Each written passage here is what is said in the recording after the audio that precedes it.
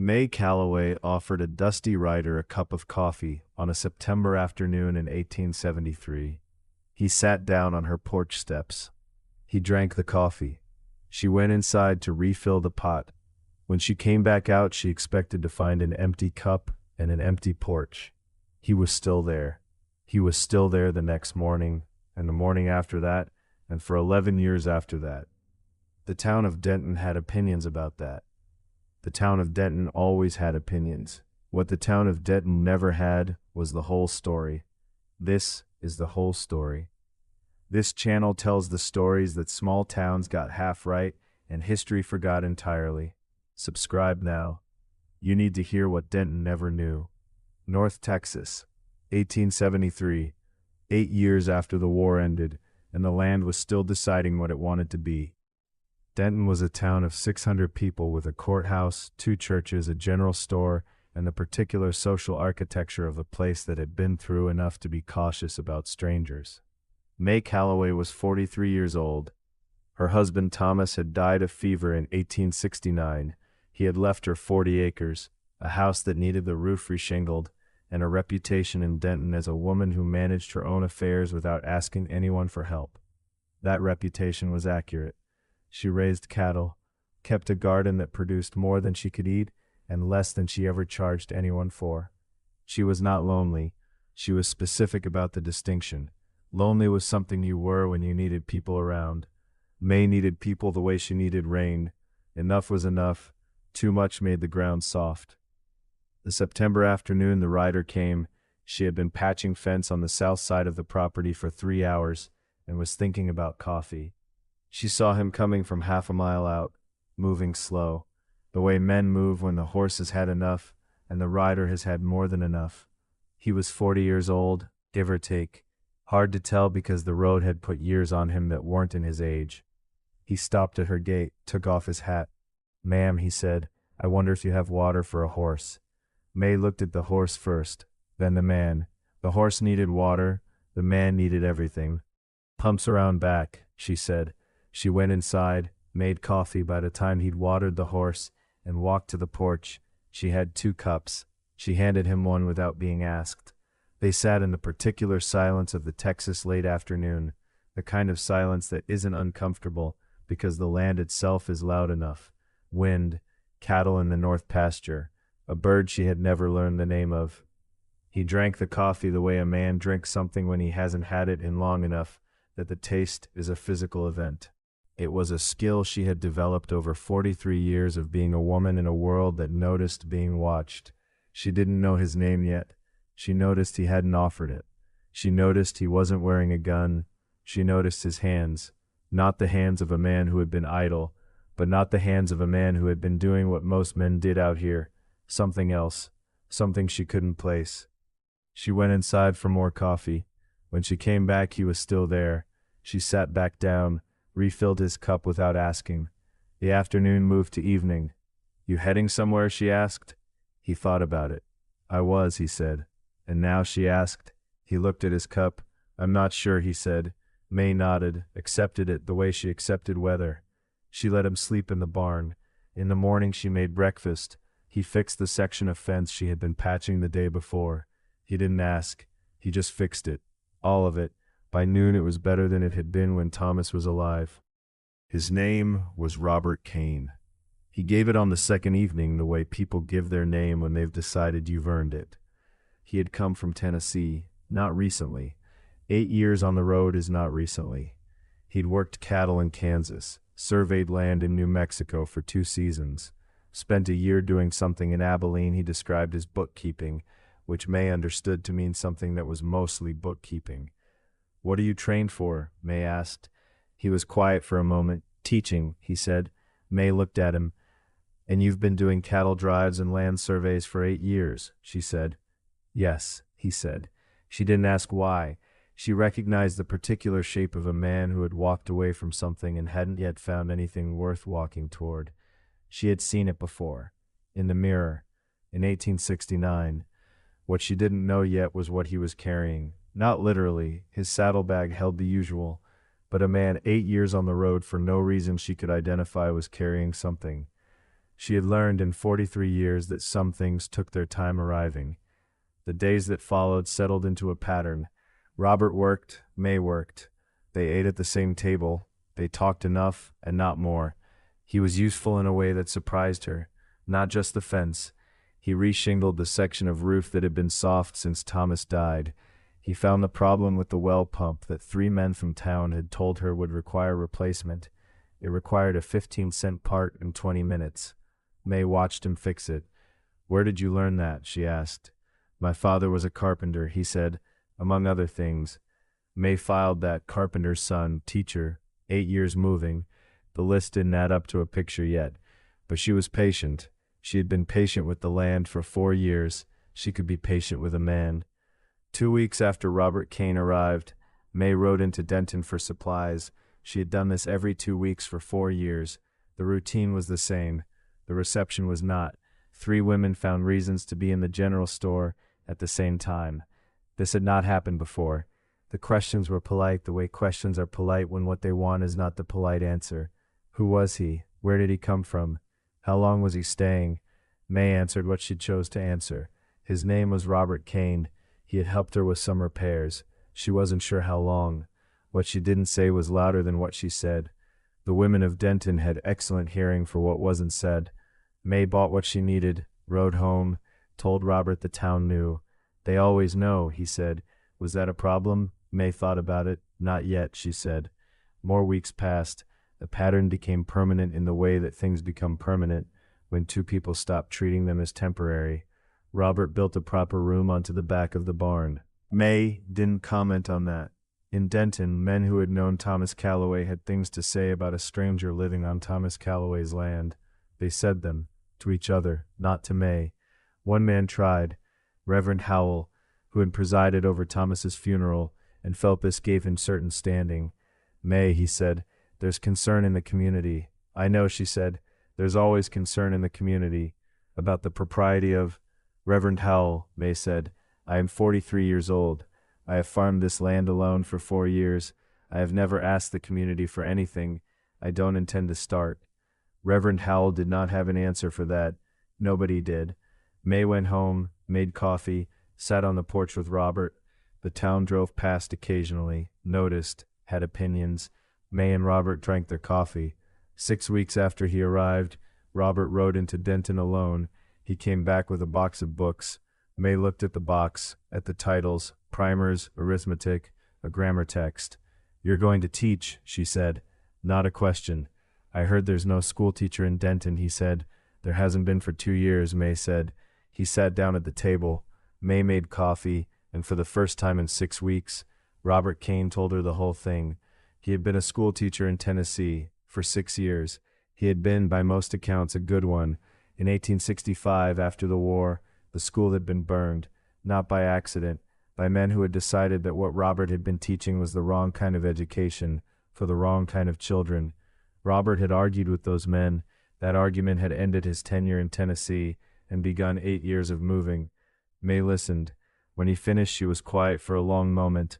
She looked out the window at the land, at the town of Denton 3 miles east. "Denton has opinions about most things," she said. "I know," Robert said. "And you're going to open a school here anyway," she said. "I'm going to try," he said. May nodded, the nod of a woman who has just decided something she doesn't need to announce yet. May spent the next week in conversations, not the ones Denton was used to having with her. She talked to the women whose children had not had a teacher in 2 years. She talked to them specifically, not about Robert, about their children. A woman named Dorothy had a son of 12 who had not read a full page in 2 years. A woman named Clara had twin girls who were bright enough to be frightening and had nothing to sharpen on. May listened. She was good at listening. Thomas had told her once that she listened the way a lawyer listened, for the part that mattered. She came home on a Thursday evening. Robert was fixing the gate on the south pasture. "There are 14 children in Denton between 6 and 14 who have no teacher," she said. Robert kept working the gate. 14, he said. "There may be more outside of town." He was quiet. "My barn has a section I don't use," she said. "It could be cleared." Robert looked at her. "The town is going to have opinions," she said. "They already do. One more opinion won't change what those 14 children need. Robert looked at the gate, at his hands, at the 40 acres around him. You've already decided, he said. 3 weeks ago, she said. They spent 2 weeks clearing the section of barn, building benches, installing a proper window for light. The first morning, 11 children came. 3 families had kept their children home. Robert in front of children was a different man than Robert fixing fences. May sat in the back corner with her mending and watched. She had known 3 weeks ago what she was deciding.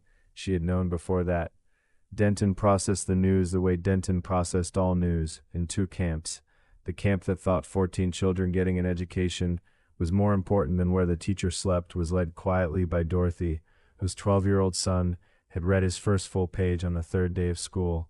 The camp that thought the arrangement was improper was led loudly by 3 men who did not have children of school age and 1 woman who had moved to Denton from Virginia and had strong opinions about frontier propriety. Reverend Howell tried again, this time with more preparation. He came to the ranch on a Wednesday. May made him coffee. Robert sat on the porch steps. The Reverend made his case. The arrangement was irregular. The school was fine.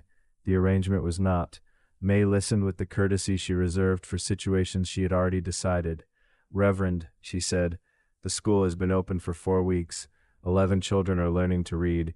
2 of them are learning faster than the others. Would you like to know which 2? The Reverend recognized where this was going. May, Dorothy's boy, May said, and Reverend your niece, Clara's girl, the one you told Clara last spring was slow. The Reverend was quiet. She is not slow, May said. She was bored. The Reverend rode back to town without saying what he had come to say. 2 years after Robert Kane sat down on May Calloway's porch steps, the school had 23 students. The county had recognized it officially. It was still in May's barn. The county had offered to build a proper schoolhouse. Robert had asked that they wait until he knew the school would last.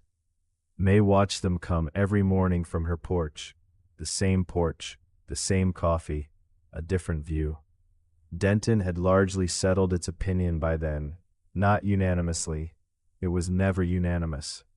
But the loudest voices had gotten quieter after Dorothy's son had placed first in the county arithmetic competition.